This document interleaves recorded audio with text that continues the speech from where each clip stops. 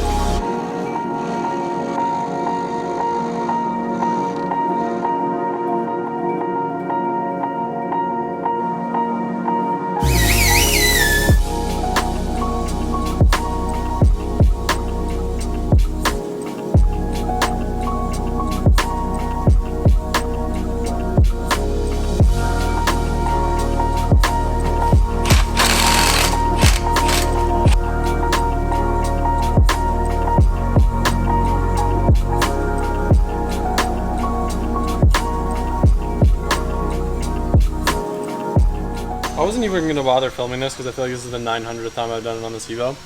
I'm pretty much axle rebuilding pro at this car. At this point, it's just every time I put it back in, I either don't clamp the axle things enough or I like put a pinhole in the boot, so I have to keep changing them.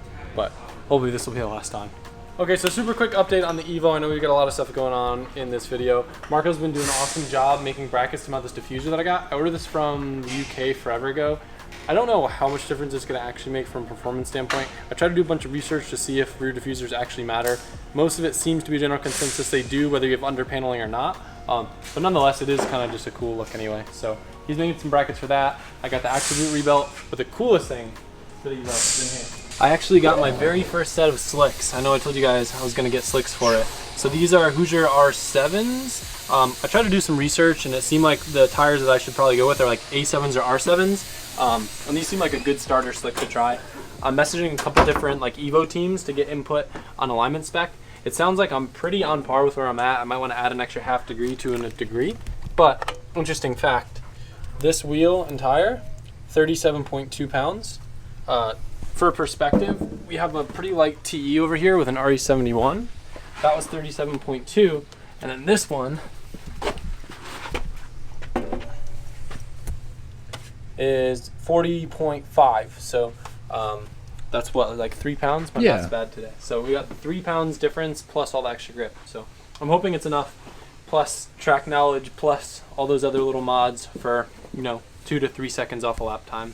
But we'll see. I'm targeting to get there very soon. The sagas of the GT350 continue. I'm starting to get a little scarred by this thing.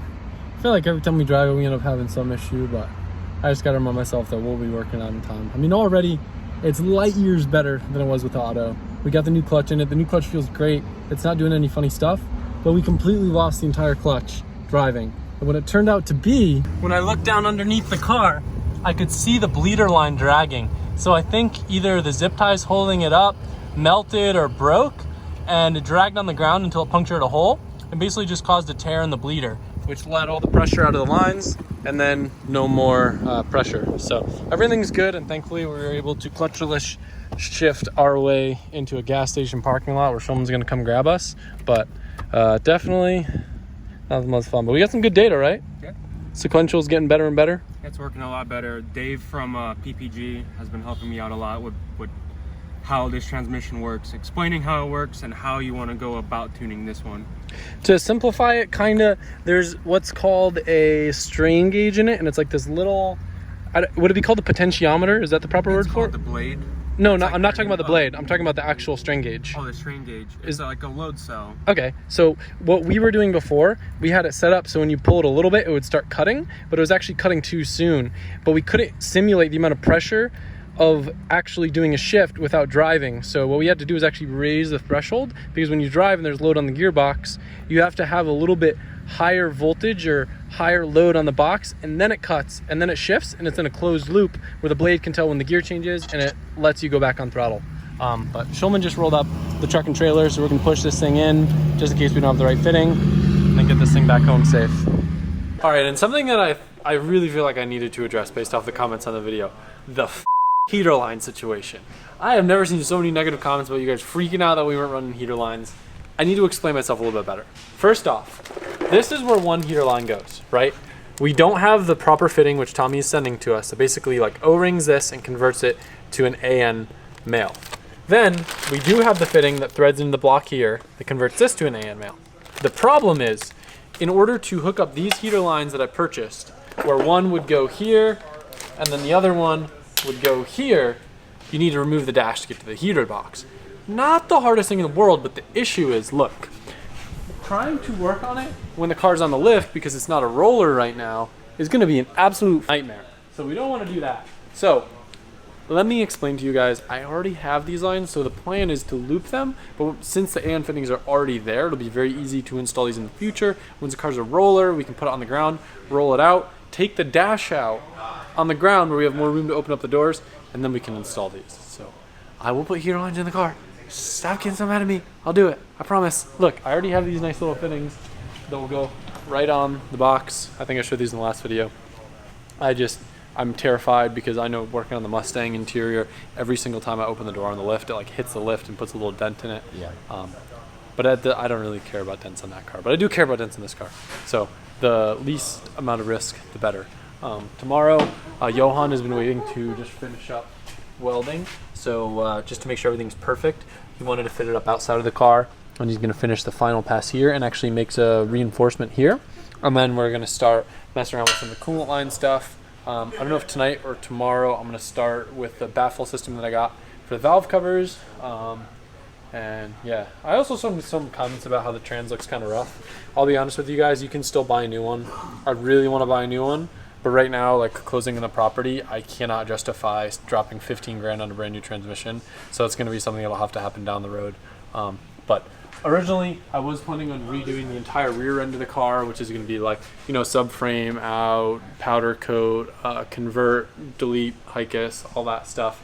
But I think I just want to get this car rolling. I want to get it air quotes done, and that'll be an easy thing to do after the fact. So I just want to finish the front end, get the car running, driving, because I don't want to have like a half finished project when we move into the new space. So if we can get this thing kind of buttoned up enough to where there isn't parts blown out all over the place, that'll be a very easy thing to do over the course of a week down the road, and to be able to do it right and not rush. Yeah. So that's what's going on with that.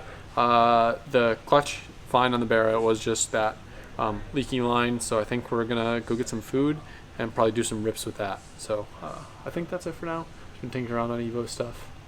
There's a lot of stuff going on. Yeah. Pretty much every excuse we could possibly get, we are taking the Bear Mustang to get more tuning data and play with the flat shift. So Freddie and I are going to go on the same journey that we went on last time when we had the clutch issue. So we'll see how she holds up. Yeah. So one thing after talking with PPG that I think we just weren't taking into consideration much, because it's such like a heavy vehicle and like such a heavy rotating assembly mass, whatever you want to call it, of the engine, I think we just have to have the torque reduction a little bit more aggressive than we did before, and that's part of the reason why we were kind of running into some difficulty, because the settings that we got were kind of for like a lighter, more track-based car. So we're just gonna play around with that, and we're just kind of fine-tuning everything. So this isn't wide open. This will kind of give you an idea of a seamless shifts.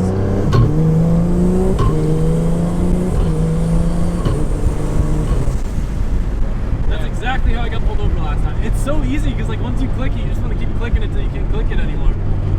So remember what they say, you click it or tick it? It was, I gotta click it and tick it.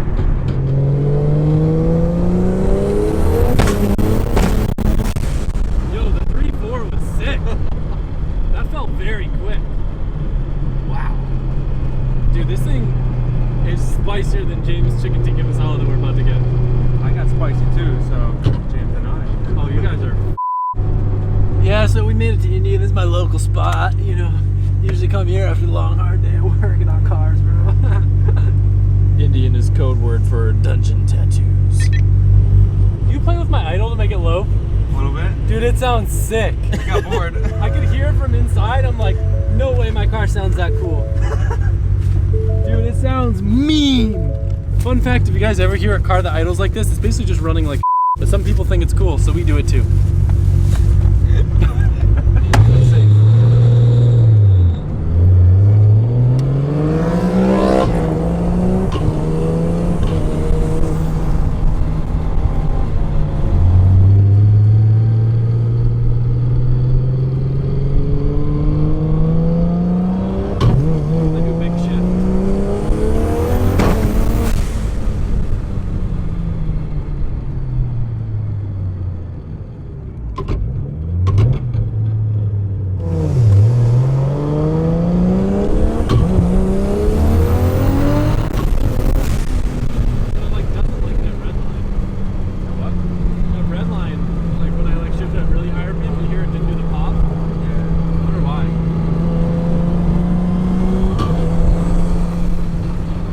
Just to add a little bit more context, I thought I'd show you. This is the fitting that we were waiting on. The one that came with my kit was a little bit different, but Tommy had this one. I guess this is a new style where it'll actually O-ring in here, and then it has a nut that you can use to lock it in the back. Maybe the older versions have sealing issues, but I thought that was a pretty cool design. One other thing I want to mention too, since the topic of this video kind of was Evo stuff in a way, I don't plan on that car being like a full race car, even though it's got slicks and everything. I'm kind of using it in my mind right now as development. So when I build the red TME, I kind of already know the alignment specs, since I'll have the same subframes, the same arms, and a lot of the same stuff. It's kind of in my mind the development car where I'm kind of figuring out the chassis, and then anything that I hate on that car, I can just kind of revert back to more of a stock form, you know, whether it means bushings, arms, diffs, So that car can be like, its intended use for me is going to be like, the back road kind of Evo street cruiser with a lot of track oriented stuff, and then the red car will be full race car. So by all means, I don't plan on, air quotes, ruining that car by turning into like a time attack car with a bunch of crazy canards and stuff. But I really want to get that lap record, and I know it's going to be a while before I get the TME together, so let's see what we can do. When you said